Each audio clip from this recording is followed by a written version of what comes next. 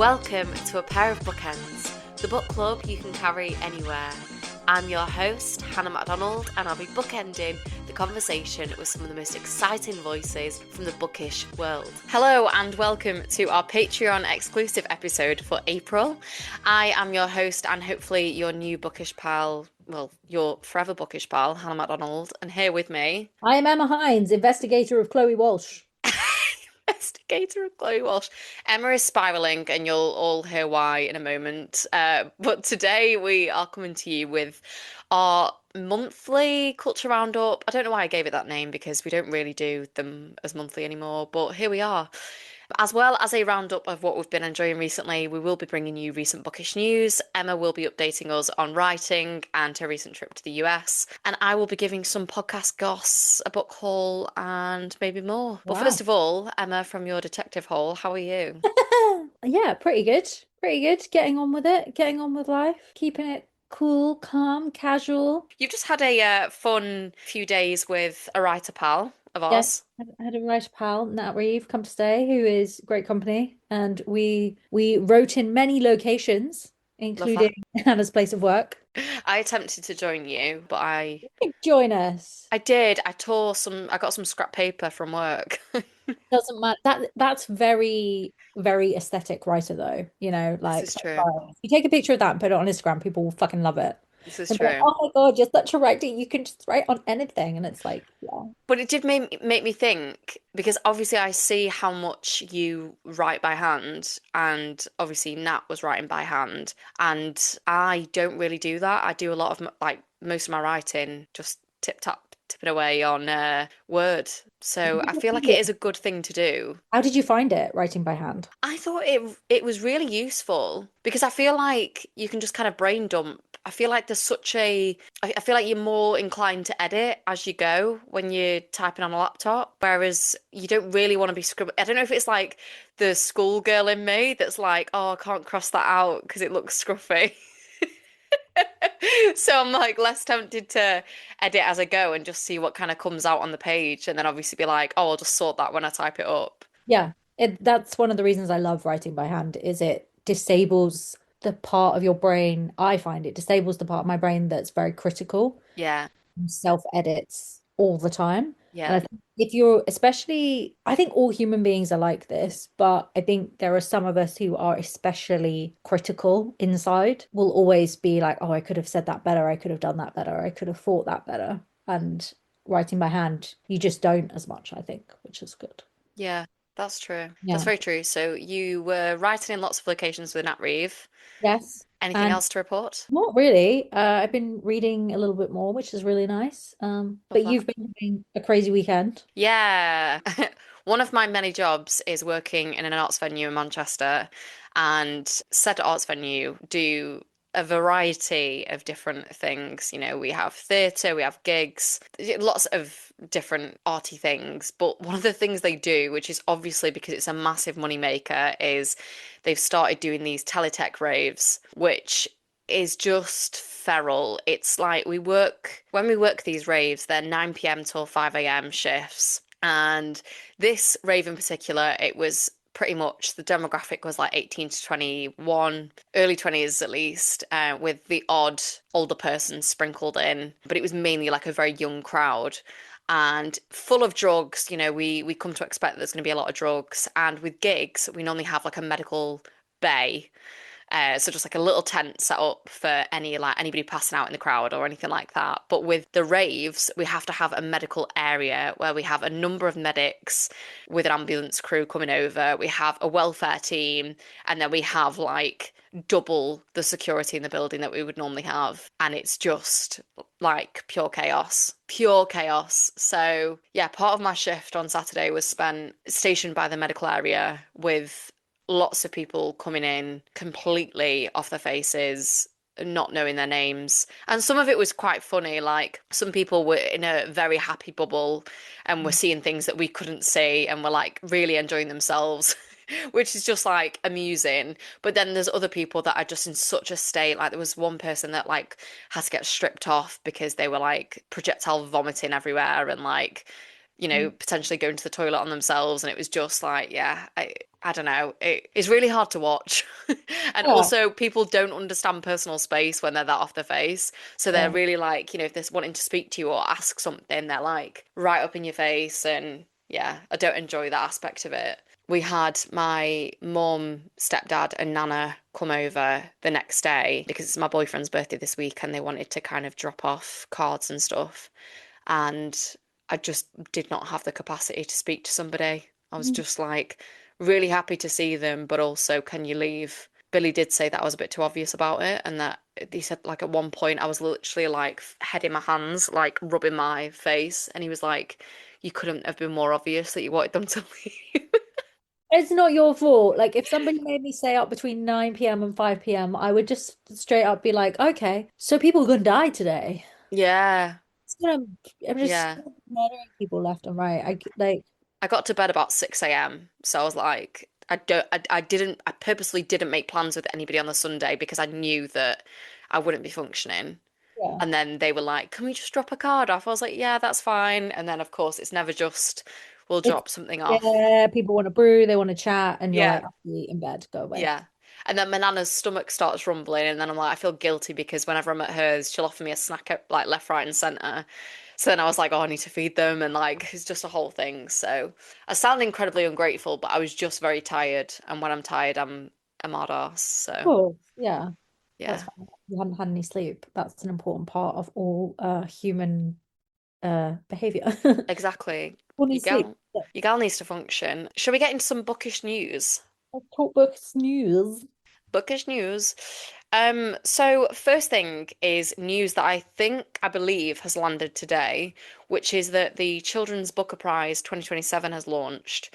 It's the new annual prize which will celebrate the best contemporary fiction aged 8 to 12 years old, written in or translated into English and published in the UK and or Ireland.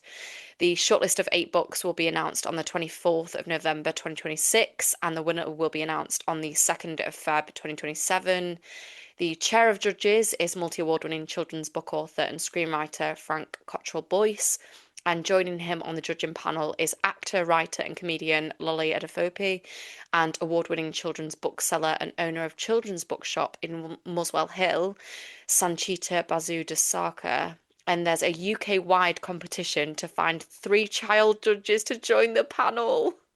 That's adorable. How cute is that? Imagine if you were a child judge. That would be adorable. That would have been my dream as a child. No, it's so good.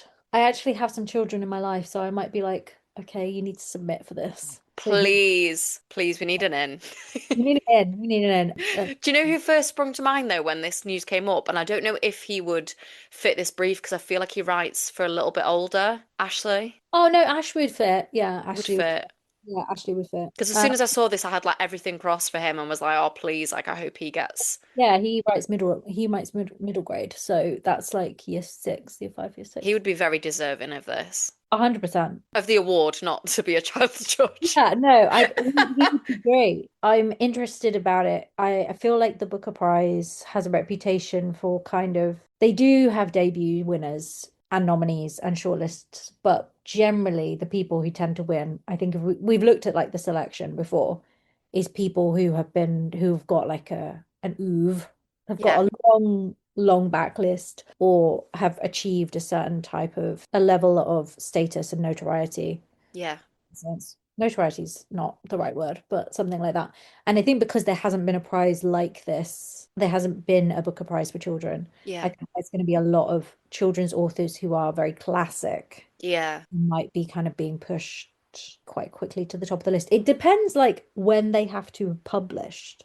And it probably would have been 25 to 26, won't it? So it yeah, would be something that came out last year. yeah, I reckon so. So one Um, of those, interestingly, because I did think about this when it happened, is that team who wrote, oh no, they won't be right for this because age 8 to 12 is too old. It's very narrow. That's interesting though. yeah, really narrow. I wonder why. I think it's because it's be so hard because like it's just too broad otherwise. Yeah, Because then you have to kind of be like, if you have 12, say you have like a long list of 12, you would need like two upper YA, two young YA, two at the top of middle grade, two in middle grade, two in very young, and then you'd have to think like picture books, like you'd Yeah. essentially like be splitting the competition down. So I can understand why they've narrowed it. Because I did originally when it was announced, I was like, how are they going to do this? But yeah, 8 to 12 is really interesting. Exciting times. Exciting to see. Hoping for queer representation, but it's very hard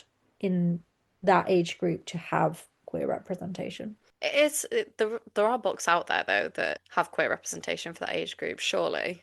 There are, but the way this is why there's such a thing about like queer writing and trans representation in children's media, like why it's such a big thing, Hmm. is because queer people are inherently sexualized by society. Yes, yeah. There's a question that is like as soon as you put a queer person in a book, you've sexualized it in some way. And it's complicated to do own stories of queerness in a young age group Yeah. because one of the easiest mediums to talk about queerdom and because it's the one we're most familiar with is as a society is through like romance and romantic encounters, which is not something that you get it at the top of middle grade, Yeah. like 11 to 12, but like in young not so much. And so then rather than being like there's a difference between like queer action, which Yeah. is like romantic entanglements, and then queer identity Yeah.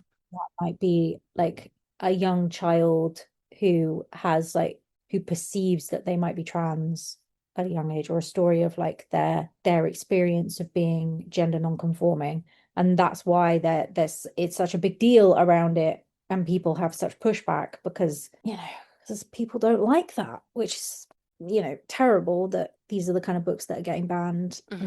these are the kind of books that are the stories that the far right in this country particularly want to get rid of. So they are few and far between, but they do exist. But it would be amazing if there was some queer representation in them.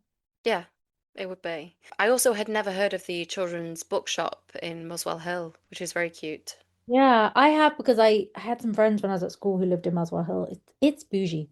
Is Um, it? yeah, Interesting. What, Muswell Hill as a whole or the bookshop? Muswell Hill. Oh, okay, okay. On the subject of bookshops, you actually shared some bookish news earlier. Do you want to find it and Yeah, share that? Because I thought that was a nice piece of bookish news. really good story. Yep, And we need some hope. yeah, and it's a good thing to talk about, definitely. Let me Yes.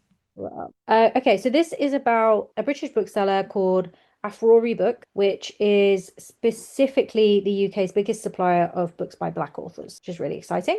Hmm. They are down in Brighton and Hove. And what happened is, oh, when was it? It might have been at the start of the month. They basically announced that they were in a financial situation that wasn't very good, and they needed to sell 1,000 books by the end of April in order to stay open. And they did kind of a support for survival post. And yesterday, the community reporter ran a piece saying award-winning Black Bookshop surpasses 1,000 book sales target and is now safe from closure, which is amazing. And then there was also followed up by a piece in Black Current News, which says that they've secured their future now, which is great. And they're also launching like a membership model. So hopefully they I will think have, that's a good idea. yeah, for people to support them. And I think one of the things that a lot of readers don't know about supporting your indie bookshops is that one of the big ways that you can support indie bookshops and is really, really helpful is by pre-ordering books, Yes.